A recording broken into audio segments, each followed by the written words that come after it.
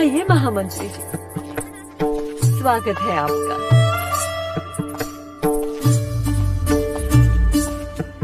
सुंदर, अति सुंदर।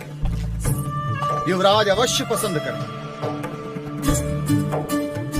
देवियों, आज तक केवल क्षत्रिय अपनी मातृभूमि के लिए युद्ध करते आए हैं। अपने तलवार के बल पर शत्रुओं पर विजय प्राप्त करते आए हैं। परंतु इस बार ये कार्य आप लोगों को करना है। तलवार तो हम उठा नहीं सकते, हम तो बस पलकें उठा सकते हैं। तलवार से अधिक बेधक शस्त्र हैं आपके पास। आपका सौंदर्य, आपका श्रृंगार, आपकी ये भाव भंगिमाएं, रति जैसी मादकता और उन सब से सर्वोपरि आपकी पुरुषों को समझने की क्षमता। युवराज स्वभाव से उदास है, करुणा से भरे हैं, दूसरों के दुख को अपना दुख समझते हैं। आपका ये कर्तव्य होगा कि आप सब उन्हें वैराग के विपरीत उंगली पकड़कर जीवन का आनंद प्राप्त करने की शिक्षा दें। उन्हें समझाएं कि संसार में जितना दुख है उससे कहीं अधिक सुख है। ये रंगीन रातें, ये मादक शरीर, ये सुर, सुरा, ये वो सुख है जिससे उनके मन में उठने वाली वैराग की भावना सदा के लिए समाप्त हो जाए। हम तो युवराज को देखने को बड़े आतुर हैं। और हम आपको उनसे मिलवाने को, जो गणिका उनके आसक्ति का कारण बनेगी, वो सम्राज्ञी का सम्मान पाएगी। अति उत्तम।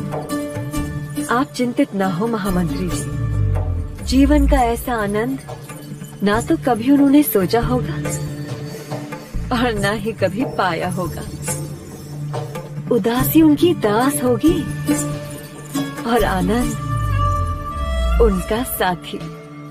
देखना, ये रतियां उनको कामदेव बना के ही छोड़ेंगी।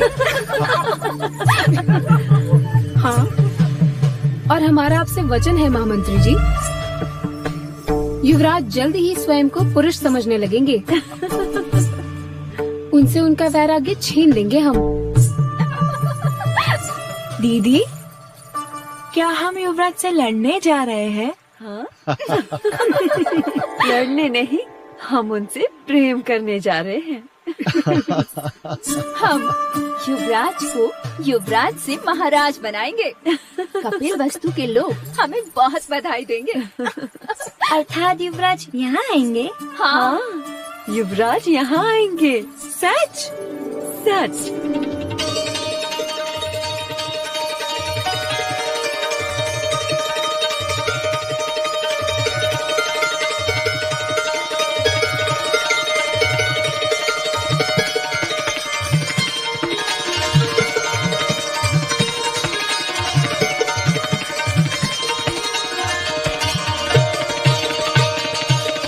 उत्तम, अति उत्तम।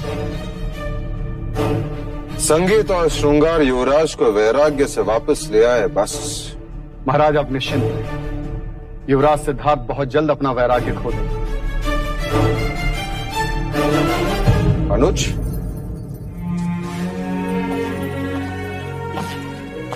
प्रणाम मां। तुम देवदास से कब लौटे? अभी अभी लौटा महाराज। अभी तक खुश तो है? जी। और महाराज दंड पानी? सदा की भांति बात तो विचरे की ही कर रहे थे, परंतु ईर्ष्या की गंध तो आ ही रही। आपसे और युवराज सिद्धार्थ से बड़ी ईर्ष्या करते हैं। महाराज, बोलो अंगद। कौशल नरेश का राजदूत आया है, महाराज से मिलने की अनुमति चाहता है। कौशल? जी महाराज। महाकौशल का राजदूत? क्यों? उसे कहो कि हम राज्यसभा में मिलेंगे।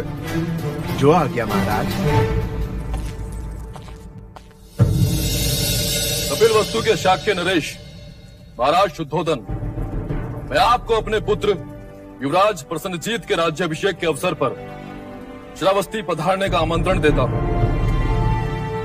आपकी उपस्थिति युवराज का सद्भाग्य होगा और मेरा बहुमान। मोहर कौशल नरेश, महाराज महाकौशल।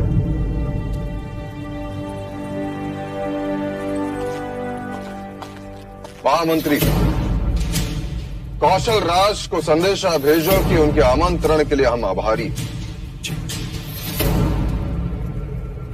पुत्र का राज्याभिषेक हर पिता के जीवन के लिए सौभाग्य होता है।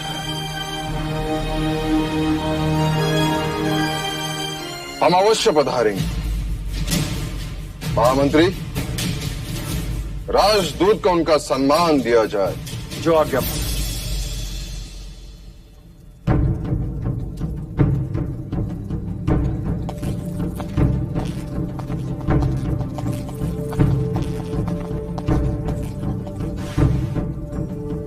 महाराज, क्या आपका कौशल राज जाना उचित होगा? मैं तो कहता हूं महाराज, किसी बात का निमित्त बनाकर टाल दीजिए। इस राज्याभिषेक का आमंत्रण केवल कौशल राज का शक्ति प्रदर्शन लगता है। नहीं महाराज, आपको वहां अवश्य ही जाना चाहिए। यदि आपकी अनुमति हो तो मैं भी साथ चलूंगा।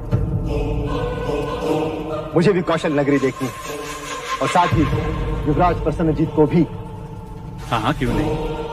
वैसे भी आज नहीं तो कल हमारा सामना प्रसन्नजीत से होगा ही। नहीं, तुम नहीं जा सकते। किंतु क्यों नहीं जा सकता? यदि मैं तुम्हें ले जाऊं तो मैं सिद्धार्थ को कैसे मना कर पाऊं? तो आप सिद्धार्थ को भी साथ ले चलिए। नहीं देवदत्त, इस समय कपिल वस्तु के भावी सम्राट को वहां ले जाना खतरे से कम। क्यों हर बार सिद्धार्थ की वजह से मुझे सहन करना पड़ता है?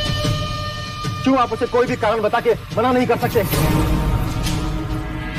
देवदत्त, अपने विवेक की चौखट मत लांघो। इतनी भी समझने की महाराज से प्रश्न नहीं करते। जाओ यहां से।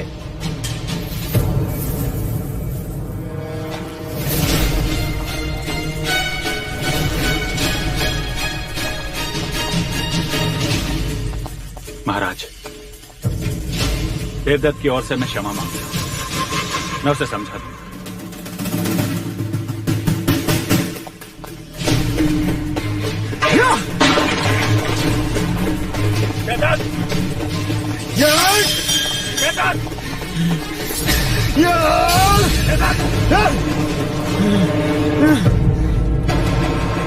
क्रोध में चीजों को नष्ट करने का स्वभाव तुम्हें तुम्हारी मां से मिला है।